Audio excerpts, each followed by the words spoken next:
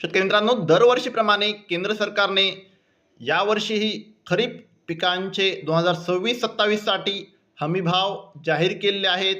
चला तर मग बघूया कोणत्या पिकाला किती हमीभावामध्ये वाढ झालेली आहे. चला तर डायरेक्ट आपल्या व्हिडिओकडे.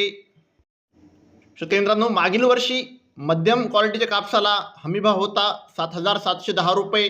यावर्षी 557 रुपयांची वाढ होऊन मध्यम क्वालिटी कापसाला 8,267 रुपये इतका दर झालेला आहे हमीभाव. तर शेतकरी मित्रांनो, आपल्या लॉंग स्टेपल कापसाला मागच्या वर्षी 8,110 रुपये हमीभाव होता. यावर्षी 557 रुपयांची वाढ होऊन 8,667 रुपये इतका हमीभाव 2026-27 या वर्षासाठी झालेला आहे.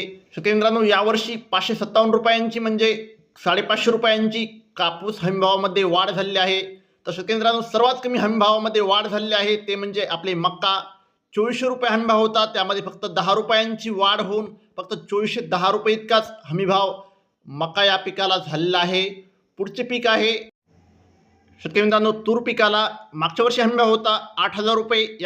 यावर्षी 450 रुपयांची वाढ होऊन यावर्षी तूर पिकाला 8,450 रुपये इतका हमीभाव झालेला आहे. मूग या पिकासाठी जवळपास फक्त आणि फक्त 12 रुपयांची वाढ झालेली आहे. यावर्षी मूग या पिकाला हमीभाव आहे 8,780 रुपये. उडीद या पिकामध्ये 400 रुपयांची वाढ झालेली आहे मागच्या वर्षाच्या तुलनेत. यावर्षी उडीद या पिकाला हमीभाव आहे 8,200 रुपये.